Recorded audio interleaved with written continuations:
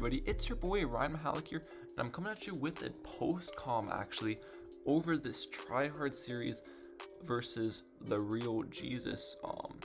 So that is really exciting. So the starting map is randomly picked, and we got YBR. He's probably rocking Dart Wiz, I was thinking, and I'm going Dartling Glue, of course. So I actually went for a pass to start here because we outlast, so that's kind of the goal. And we'll get up our Dartling here, kind of make ourselves not leak with that. And yeah, not really sending him anything. We'll send him some pinks next round just to force some more defense, but besides that, kind of focus on farms this game and try to take it late is the goal. So we sent him a few pinks, and we actually greeted for our farm here. We're gonna leak a lot of lives because of it, but we'll get up our powerful darts at 124 game time. So we get that bad boy up and flowing. And yeah, put this back on 2x speed. And we are gonna send him some blacks next round. Balloon boost them. So the reason we're balloon boosting here is because we're not gonna play very aggro throughout the game. So if I balloon boost the blacks, I won't have to send as many to force his defense. So then I can focus on farms more, if that makes sense. So that's why we balloon boosted the blacks instead of just normally sending them. He starts sending me some. We just get up a second Dartling. And when we get it preemptively for powerful darts, because I knew he'd want to send a lot of yellows. And then we send him some yellows. That forces a boost from him, so I'm happy with that. And then we get up a third farm here. We're both farming pretty well. He shows his wizard as expected. We get our glue gunner down, spraying that beautiful glue all over all those balloons. Kind of expecting a rush from him here. He likes to rush us. I've played him a lot of times on this map, so it's kind of what I'm doing. We sent him some whites there, forced that lightning, and that's about it. Kind of wanted to force a spolt there, but it's all good. Comment down below if you enjoy these post comms or live comms more. I definitely think there's benefits to both of them. So I can like kind of dive in deeper to my analysis for these post comms, but of course live comms, you can kind of see what I'm thinking real time as well. So make sure you comment that down below. But back into the gameplay, he sent us around 13 rush.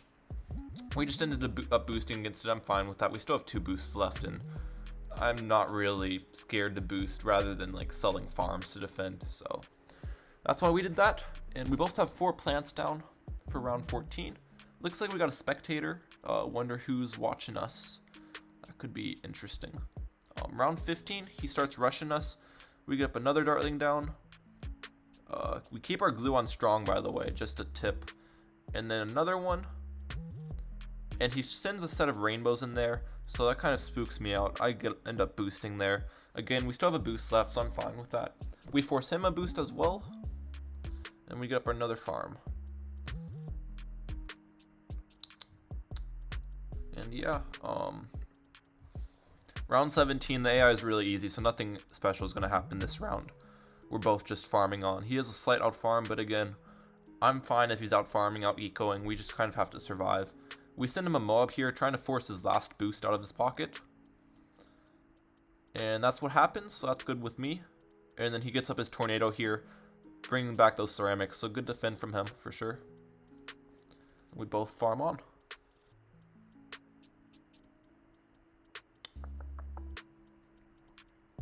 He still has pretty minimal defense, which is he's doing very well there, kind of sticking with low defense, farming well.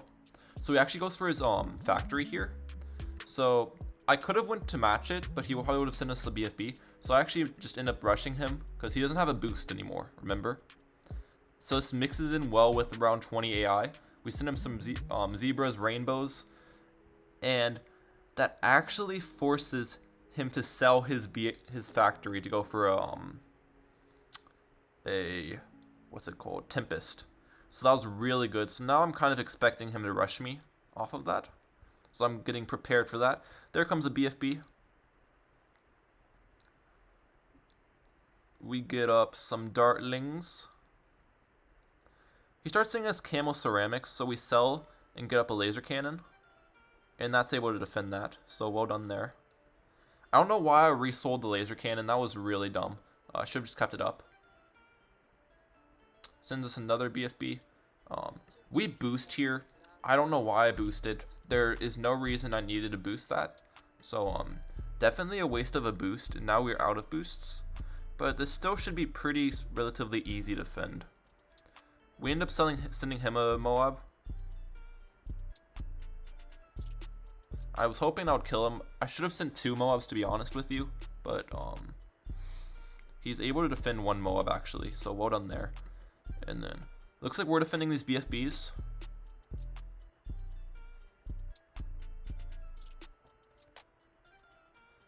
But here, so I wait for these Moabs to get re-glued. That happens. And then here, I sell that glue, go for another laser cannon. And I kind of messed up my micro there. I should have sold my glue and used a glue splatter. And I end up going down here to those. So I really did misplay that. We were outplaying so well after we forced him to sell that factory. But and also we obviously just wasted our boost against really when we didn't have to use it. We should have sent 2 mobs instead of 1. There's a lot of things I could have done that game to improve. But that is game 1. And I'll catch you guys in the next game of this best of 7 series. Alright, looks like game 2 is on Inlets. My favorite losing map by far. My boat farm mortar on the map is just so good. I'm so comfortable with it. So that's what we're doing. He started with an anti-stall round 1, so I'm expecting eco from this fella. So that's interesting for sure. So because of that, because I know he's ecoing, I'm actually going to go for a mortar start rather than a boat start, since mortar is much better against grouped eco. So there's the heli. So I was really surprised to see heli here. I was kind of expecting him to go heli village sniper at this point, because I know that's a strat that's becoming very popular these days, heli village sniper. So that's kind of what I was expecting after I saw heli. But we'll see how he does here. We get up our mortar, we get up our boat. So now we're targeting everything back to the start of the map to start off with our anti-stall. I've explained this in past videos, but the reason you want to anti-stall the rounds, which means pop the balloons at the start of the map when you face eco, is because eco gets their amount of money based on a timer, right? You get this income boost every 6 seconds. So the shorter the round is, the less money they will get. While farms, you get a set amount of income every single round. So you're gonna get like 4 bananas every round, 3 bananas every round, like 7 bananas every round. So the length of the round does not determine the income you get from farms. So that's why when you face an eco player, as a farm player, you want the rounds to be as short as possible in most cases. Unless your strategy actually outlasts them. If that's the case, then you want to kind of let the rounds be long and just farm really hard and take it late, because you're going to just beat them late game. But in most cases, the eco player has a strategy that will outlast you, so you want to anti-stall. So with that, we are continuing our anti-stall. We got up a grape shot, got up our farm. We'll send him some blacks here to force the quad darts on his heli, so that's what we do. And then we continue farming here. And yeah, we'll probably get up our Bernie stuff soon, actually, just to continue this anti-stall even harder. Or, actually, the Bernie stuff wouldn't really make a difference because we have our boat there, so I think we just farm on, yeah. He sends us some yellows, doesn't really do anything. We send him a bunch, and there he brings out the ice. So I was really surprised here. I thought he definitely had village sniper. So at this point, I know he's going heli village ice, which is again an interesting strategy for this map. So lots of times with heli village ice, it's hard to defend round 13 rushes. So that's kind of what I'm looking forward to doing. I'm not going to all out him right away, because what they can do is they'll get up in ice shards and boost. So I'm going to try to like send a bait rush per se to bait a boost and kind of go on from there. Here, it's a greedy move, but we go for a Republic even though we have minimal defense, and that's because I know he can't afford to rush me, or else he'll be susceptible to round 13 rushes. So that's why you can greed here when you're facing eco. There's the village as expected. Pretty much knew he was going village once he showed his ice tower. And then round 13, We do a rush, we do some zebras, 2 sets of region rainbows, and then we layer some pinks over it. The region rainbows actually do really well here. They get through the ice tower. He boosts late, and he actually ends up going down to that. So yeah, you can kind of expose that strategy on lots of maps round 13. So that's kind of what we did, and I'll catch you guys in the next. All right, current score is 1-1. His losing map is Mountain Pass, and we're bringing Cobra. Wonder what he's bringing. Looks like he's bringing Cobra as well. So Cobra v Cobra matchup today. I don't know why he's laughing at us. We'll get our double wired funds up, double cheeked up, as we say. And yeah, looks like he's only going for 1 wired funds. That's pretty interesting. He's missing out on 80 income right there, but fair enough, I guess. And he brings out the Dartling Gunner, actually. So I was surprised. The most popular Cobra strat on this map is Boomer's Factory for sure, but he's definitely going Dartling Boomer. And to be honest, it might seem that his strategy would defend adjustment a lot better, but the Dartling Gun isn't that great to defend adjustment. You're gonna need like a 3rd tier Dartling Gun or a lot of them to defend it, and you also need the Boomer as well, obviously. So we're both going to struggle against adjustment, so this game's going to be very interesting, since he has to use the Dartling Gun to defend, and I have to use the Spactory. So we're both equal in here. Pretty standard stuff. His Dartling, it definitely is superior early game, as he's going to defend like blues, blacks, everything with it, while we don't really defend that with our Boomer, unless we get up the Bionic, of course, which is expensive. So we have to boost here against his blues, and he actually continues sending a while, so we get up a 2nd Boomerang, and then we're going to kind of vibe from here against these blues and be able to defend them. So we continue ecoing, as shown. He sends us some pinks. I'm not really too worried about minimal leaks here, so I'm kind of just vibing with our double Boomeranged up. He balloon boosts us some greens, and we sell our Boomerang and are able to afford our Bionic, so we're good there. Down to 50 lives, but again, not too worried. We balloon boost him some greens with round 7 AI, and this can be pretty deadly against Dartling. And he ends up having to boost, so that's really good for us. And then we get up a 3rd wired funds up before round 8, so we get up the 240 income from all 3. Round 8 comes, we're planning on sending him a big yellow rush here, trying to force some defense. Do we do it? We end up forcing a Glaive Ricochet, very interesting. Normally I'd rather go for a Bionic, but that's just me. Because the Ricochet is not as great against a lot of stuff. He sells it to go for some wired funds, so we send him another yellow rush, and he ends up boosting against it. So now we are up a boost, since he boosted against greens, and he boosted against the 2nd yellow rush, while we only boosted against the blues he sent earlier. So it's always a good thing to kind of count the boosts of your opponent to know if they're susceptible to like an all out or something, if they were like out of boosts per se. So round 11, he does a smart rush. He sends us some some whites, and that forces us to have to get up a Ricochet temporarily. So definitely a good rush on his part, forcing some selling of defense and everything. And then round 12, he doesn't send us any camo leads yet, so we don't have to get up the camo detection. I don't really know what I'm doing sitting with 2,000 income. I'm guessing I'm kind of just leaving some behind in case he rushes us. But yeah.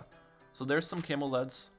We just get up the camo stuff, and then he sends us a big rush behind it, so we just get up the spiked mines, target our Boomer from last to first, and we end up leaking down 18 lives, so that was close, but we're vibing still, so that's really good. And now we're just kind of spamming the wired funds up. And yes, sir.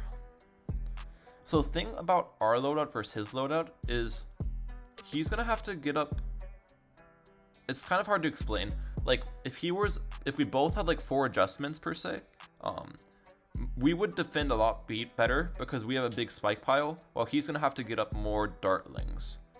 So our loadout is better versus small adjustment than his. So that's something to look out for. We're probably both gonna plan on adjusting around 18 That's the normal adjustment round. I don't really like adjusting round 16 because it's too early and you can't really get a strong adjustment going, or if you do, your eco is going to be terrible as well. So that's kind of why I like to go around 18 adjustment, personally.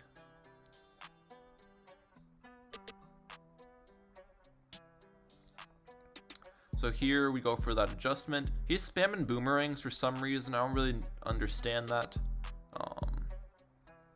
Because he's going to need dartlings, not boomerangs against the AI. So as you can see, our adjustment is pushing on his side with his 3 dartlings. He ends up leaking a little bit and has to upgrade those because of it. And he ends up offensive pushing me, so that's really interesting. I did not see that coming. So we sell some stuff, get up a misdirection, and he ends up getting a misdirection as well. So he's planning on misdirecting the BFB back. So we get 2 misdirections and kind of get ready for whatever he brings us.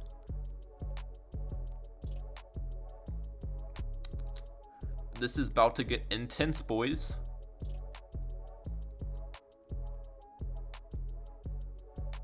So we misdirect the BFB. And then round 20 hits, and we send him fast cooldown Moabs. He sends them at me as well. We get up a turbocharge boosted in the back. That defends his fast cooldown Moab, and he does not defend ours. So that is game 3. We are up 2-1, and I'll catch you guys in a second losing. Alright, so our next game is on Battle Sands. He chose Battle Sands. I'm fine with that. I like playing Cobra on this map, so that's what we're doing. We get up our double wired funds here. Looks like he is as well. So he played that smart.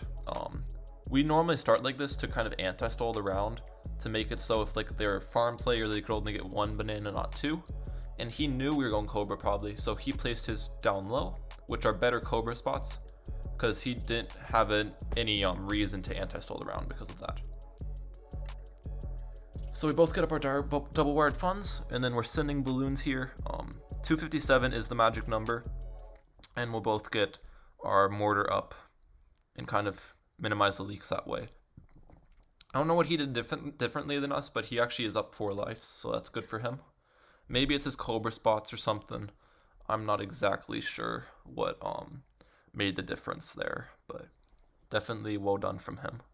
We get up a 3rd wired funds before round 4. It looks like he doesn't, so we get up that extra 80 income, which is nice. And then we start sending him some spaced pinks, trying to cause some leaks, because leaking is very dangerous on this map since it's very easy to leak to camos, and of course like when you have mortar, boosted camo pinks are always dangerous, so yeah. That's kind of why we're both sending spaced eco here, to force defense and force leakage. I probably should stop sending space eco. Yeah, I stop here because he has four Cobras, so he's kind of vibing against that, and we start group decoing again to get some more eco. Round 6, we're both gonna need a Bernie stuff. I balloon boost him some blacks. He does the same to me. We both get up our Bernie stuff. We might leak a little bit to this, but nothing too bad.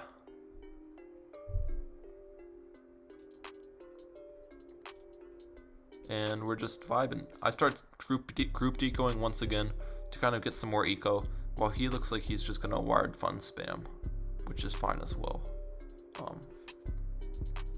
We balloon boost him some yellows here. Now balloon boosted yellows can sometimes actually hit the pierce limit of the mortar, which is 40. So that's kind of why it's good to do that. And also it forces him to get the bigger blast on his mortar, which he did not have before. So that's like $600 of defense to get the increased accuracy and bigger blast. And he used some of his spikes there as well. He goes for the same rush on round 9, forces our bigger blast. Again, we might leak a little bit to this, but nothing terrible. And now we're just getting up some more wired funds. Round 10, we send him some camo region leads.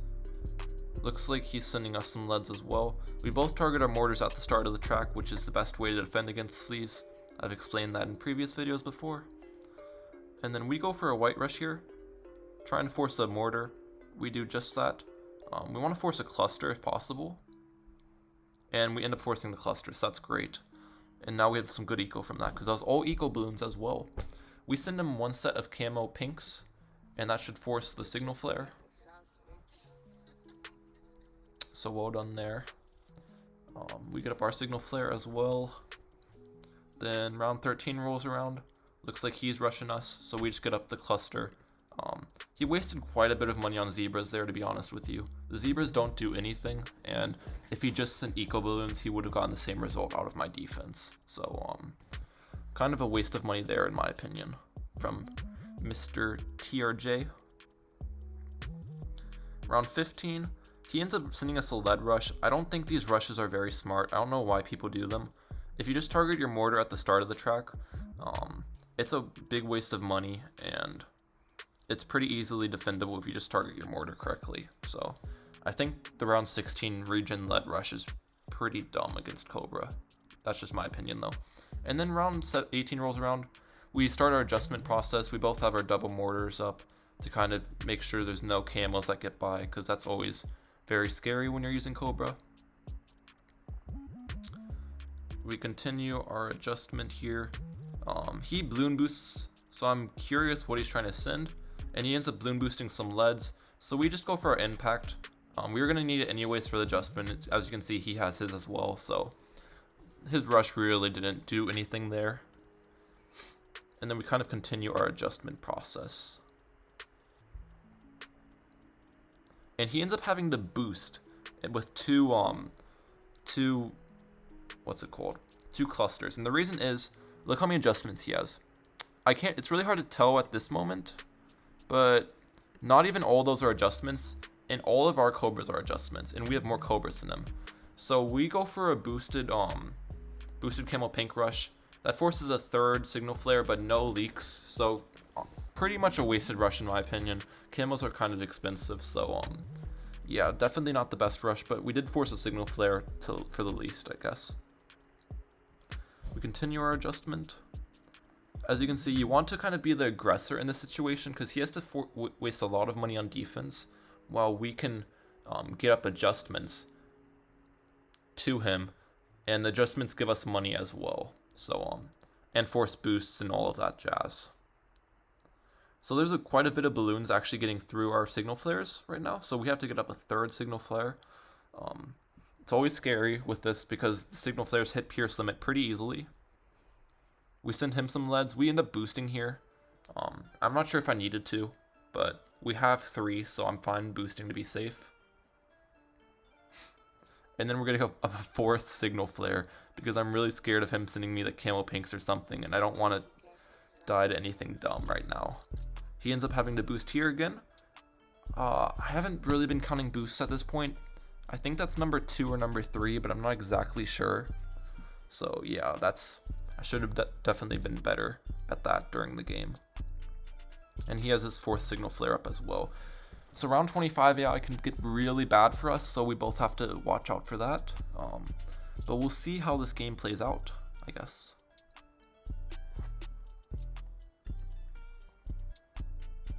Starting to get up some more wired funds, getting ready for round 25 AI. Get those wired funds flowing. Not wired funds, adjustments. And he ends up sending us a BFB.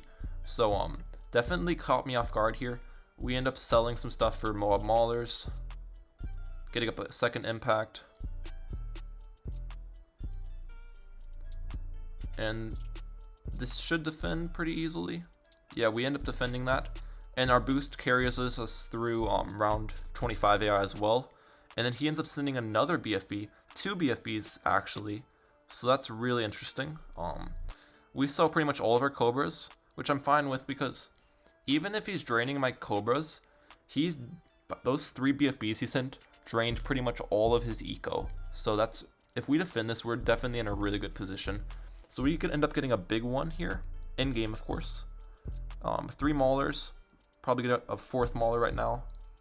And we're gonna have to mortar stall here. So we do that, mortar stall, target our big one. And that ends up defending pretty easily. And we still have a boost left, so that's good for us. And now after that, we are in a really good position because he has drained most of his eco. So I'm happy about that. So we're getting up our Cobras once again to kind of bring our adjustment back. And we're going to keep our big one because it's great against the adjustment. But we can sell our maulers. We don't really need those. Oh, actually, never mind. Round 27 AI comes. We do need the maulers. And we get up on impact as well to kind of help with the ceramic layers, since the big one can't deal with all that by itself. But as you can see, he doesn't have that many adjustments down, and he won't be getting that many more because he's drained all of his eco due to those 3 BFBs. So we'll see how this end game plays out, since I'm getting a lot more money now than him, even though our eco is still relatively low.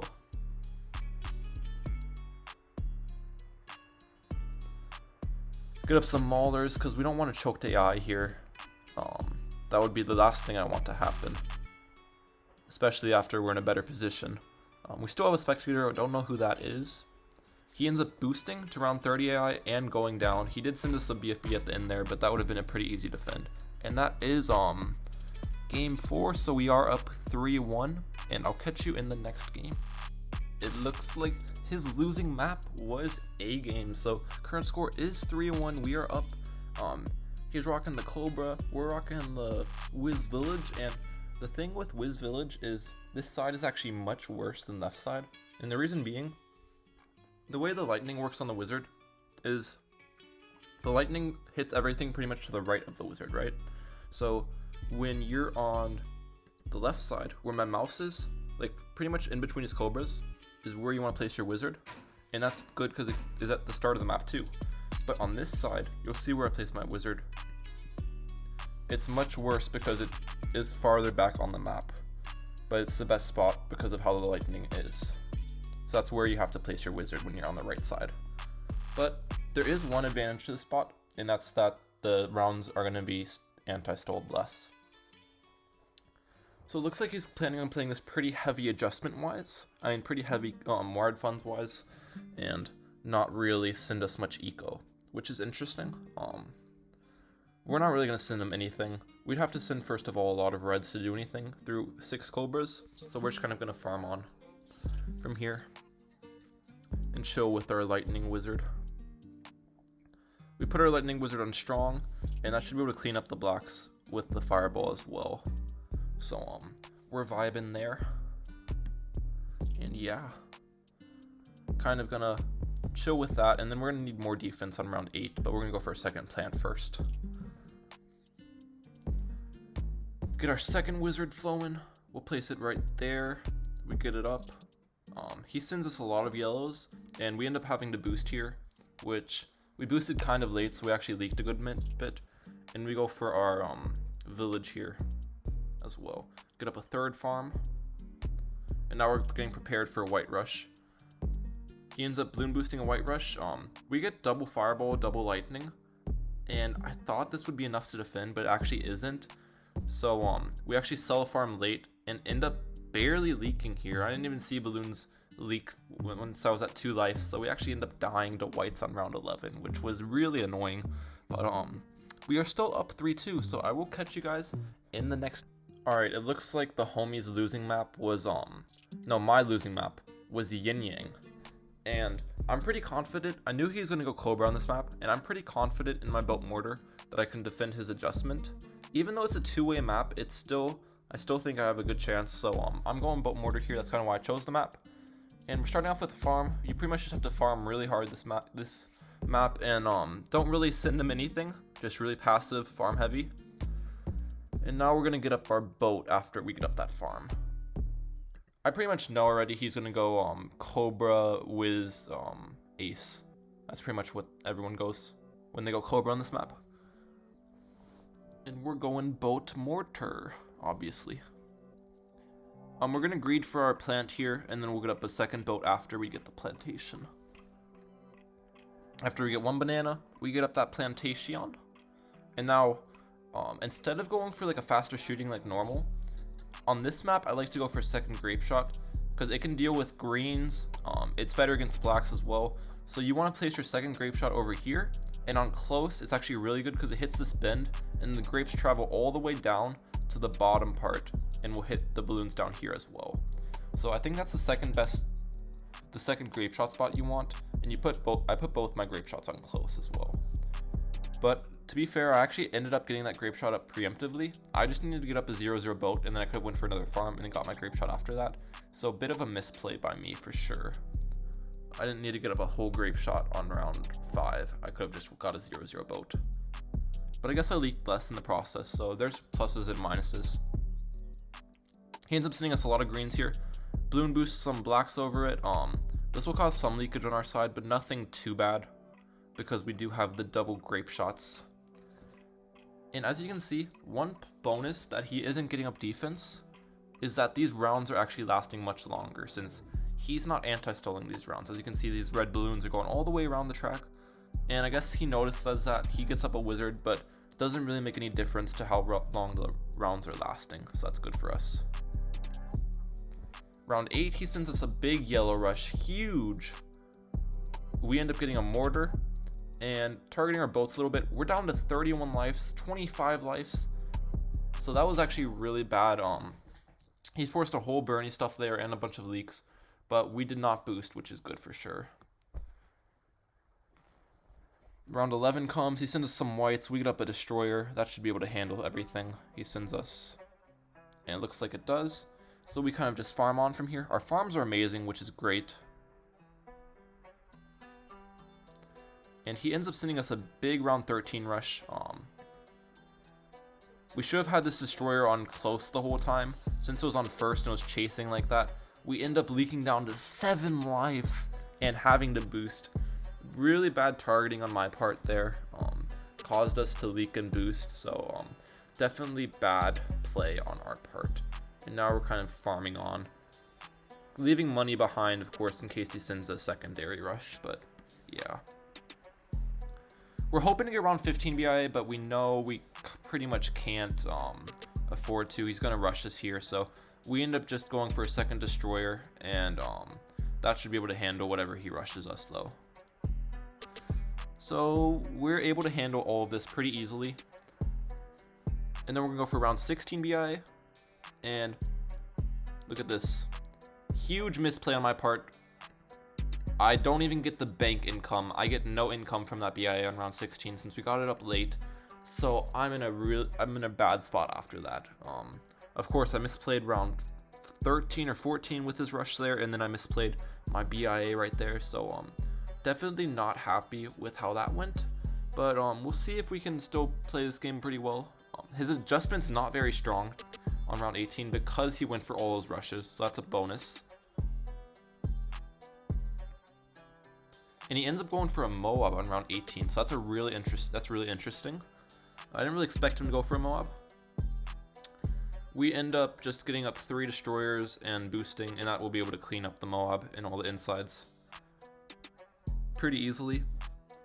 If he sends us a secondary rush, we're just going to cash out. I'm fine with that. And he does just that. We cash out, boat pull it, and then just get up some destroyers to handle adjustment. We would have probably had to cash out either way to defend the adjustment that's going to happen, so I'm not really sure if that secondary Moab was that smart of its send, since we would have had to cash out for adjustment. So here what I could have done honestly is sent him a BFB. He actually gets up a misdirection to kind of counter that, because he has very low defense. Maybe a Moab would actually been a really smart send. I should have sent a Moab, because he wouldn't have had his misdirection up yet, and that would have caused a lot of havoc on his side. We send him some stuff mixed in with AI, and it's getting really spooky on his side, and he ends up having to boost, so that's good for us.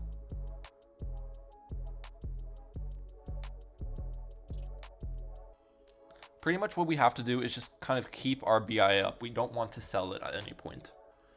Round 21, we send him some region-led zebras, and that forces an ODS, so I'm happy with that.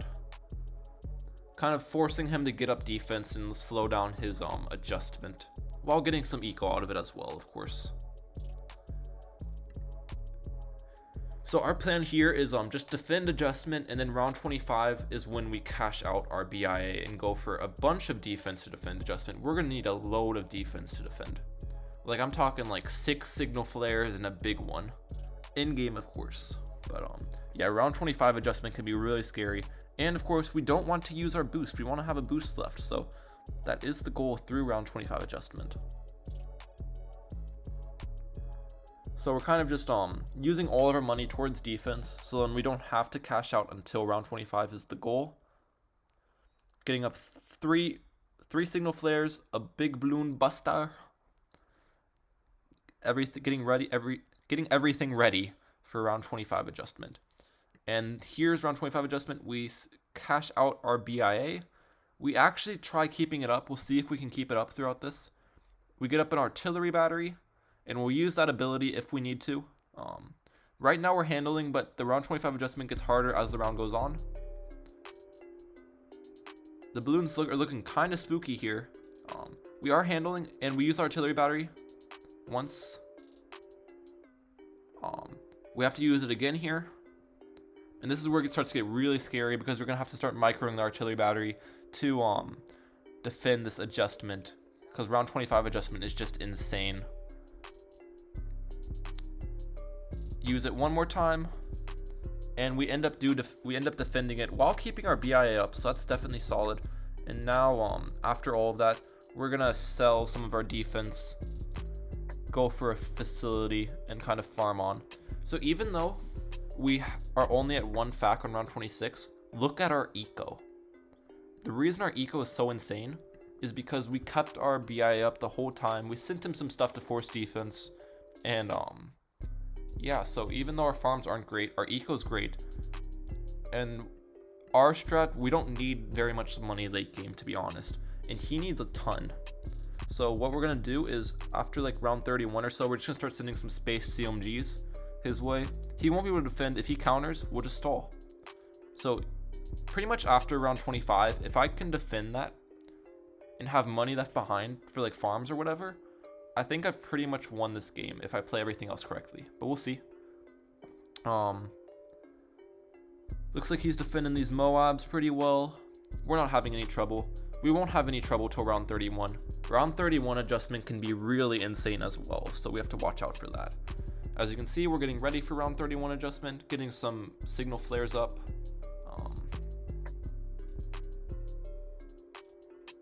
Getting some more signal flares up. We get double big one cheeked up, and then we have to stow artillery battery after all of that. And we boost to be safe. We don't really need our boost, to be honest. And then round 32, we start the send. We start the send, boys. We are currently up 3-2 in this series. Can we close it out right here? We will have to wait and see. So it's really expensive for him to defend these, especially as an eco player. You need a lot of eco to be able to GZ. And looks like he counters. Looks like he's only sending 1 ZOMG, so this should be a pretty simple defend on our part. We're still continuing to send him because I know he's probably going to be able to defend like 2 or 3 ZOMGs, so 4 is definitely going to be hard for him to defend, especially if he wants to rush me too. We get our boat pulls ready. That's our goal with this CMG. We're just gonna pop it and then boat pull the insides. Since we don't have much defense, going for boat pulls is the cheaper alternative. And of course, we still have the big one up just to kind of help with AI and everything. He starts sending some fast cooldown Moabs. We just end up having to mortar stall that. It's not really gonna do anything, to be honest with you. We're just kind of waiting for the CMG to pop since it's so strong, and now we're going to boat pull the Moabs inside, as you can see. Not the Moabs, the BFBs inside. So we boat pulled all 4 BFBs, and now we're just going to outstall him. As you can see, the ZOMGs are pushing on his side. There's no chance he can pop all those layers with the ground zeros, and we just outstall him. We have tons of money to stall. And that is GG's. We won the series 4-2, boys. I hope you guys enjoyed the video. The support lately has just been crazy. As I said in my past video, all of my videos that I'm setting now are making records, and it's pretty awesome. So hop on that train, click that subscribe button, smash the like button, and I'll catch you guys in the next one.